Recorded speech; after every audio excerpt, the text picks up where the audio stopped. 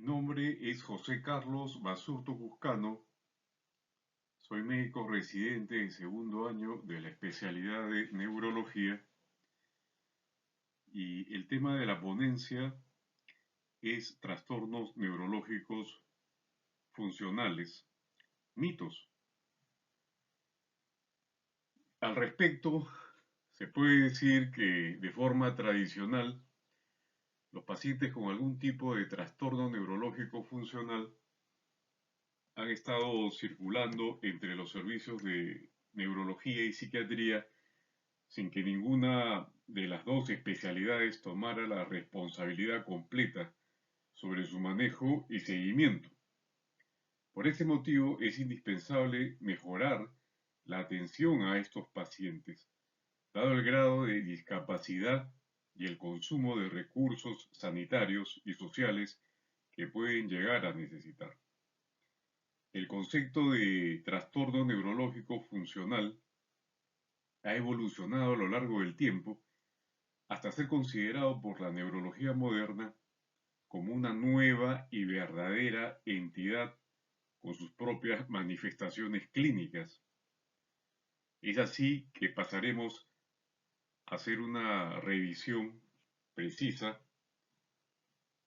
de algunos aspectos que se consideran como mitos en la identificación y en la evaluación de los trastornos neurológicos funcionales.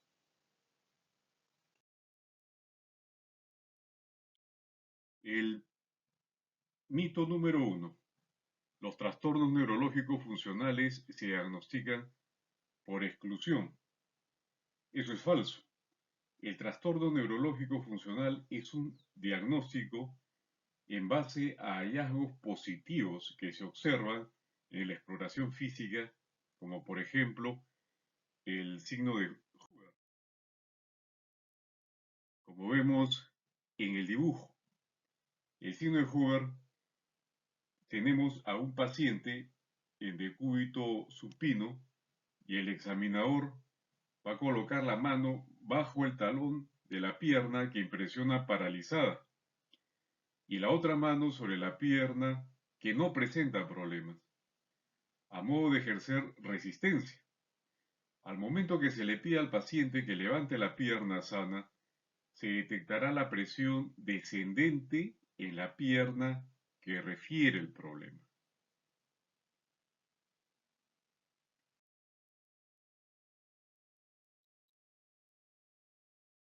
Mito número 2. Los pacientes tienen un trastorno neurológico funcional o bien otra enfermedad neurológica. Falso.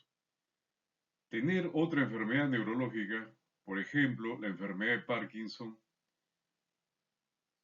o la epilepsia, es uno de los factores de riesgo más importantes para desarrollar un trastorno neurológico funcional.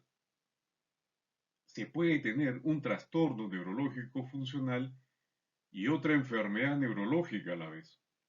En el caso de la enfermedad de Parkinson, están particularmente propensos a presentar trastorno neurológico funcional, tal vez debido a factores neurobiológicos compartidos.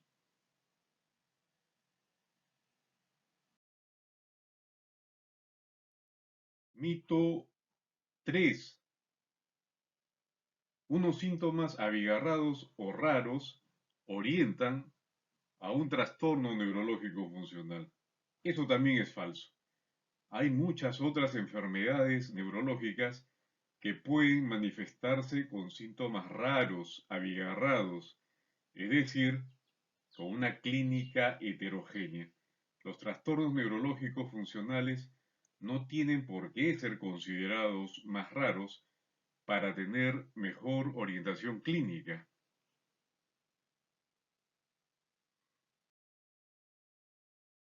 El mito 4.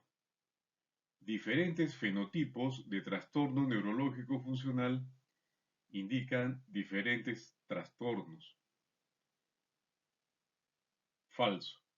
No siempre es así, puesto que a pesar de que una crisis funcional sea muy distinta a una debilidad funcional, comparten los mismos mecanismos en el cerebro y pueden tener comorbilidades en común, como por ejemplo dolor o fatiga.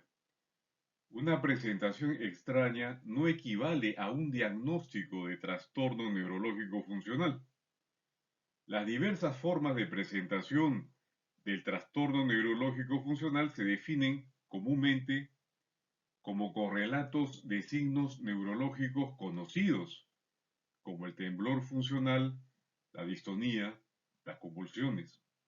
Es probable que estos diferentes fenotipos representen una expresión variable del mismo trastorno subyacente que se manifiesta, de manera distinta, en los pacientes.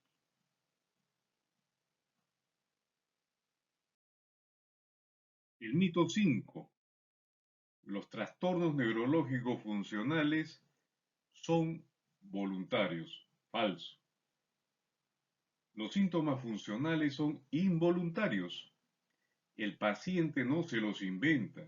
Esto se ha demostrado en diferentes estudios neurofisiológicos, ensayos clínicos, comorbilidades y en diferentes culturas y épocas. La simulación en estos casos es muy rara.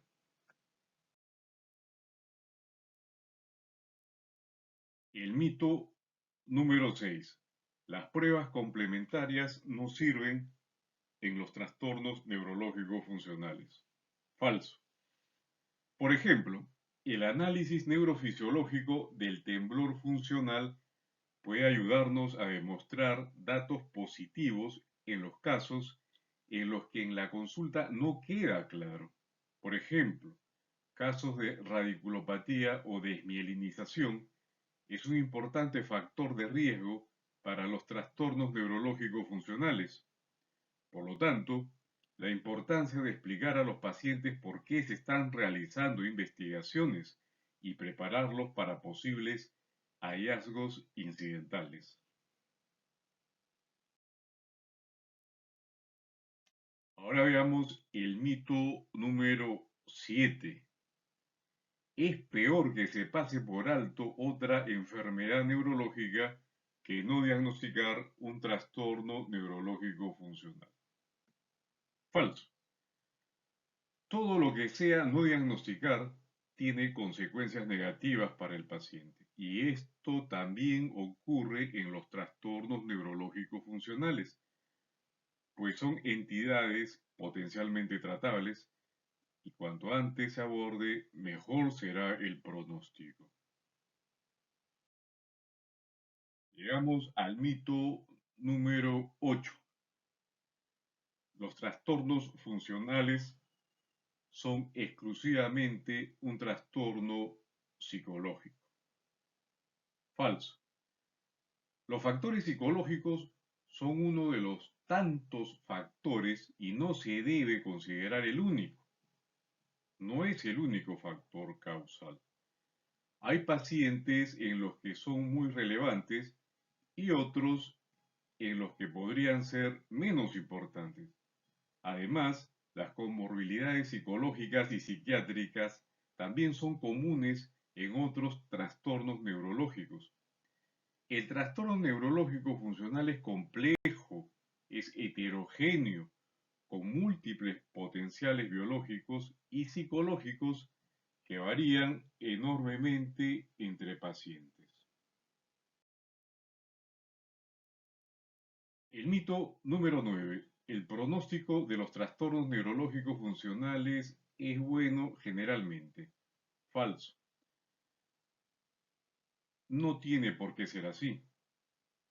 Los pacientes con trastornos neurológicos funcional tienen tanta discapacidad y pérdida de calidad de vida como en otras enfermedades neurológicas y no se debe asumir que el paciente sencillamente se pondrá mejor.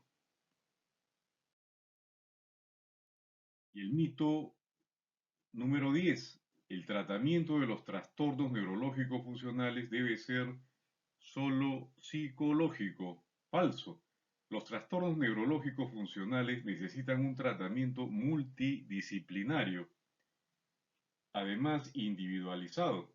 Se basa en educación de los síntomas, además de la rehabilitación física y psicológica.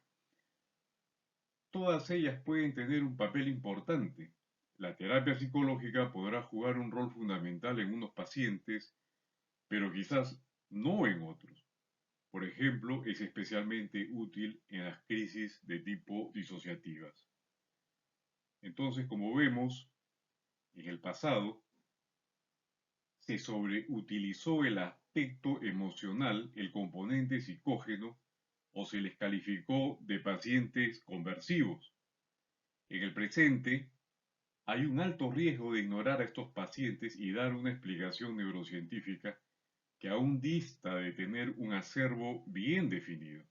Remarquemos, pues, que error tipo 1 o error tipo 2, ambos son errores. Por lo tanto, es preciso mantener una actitud intelectual abierta y crítica.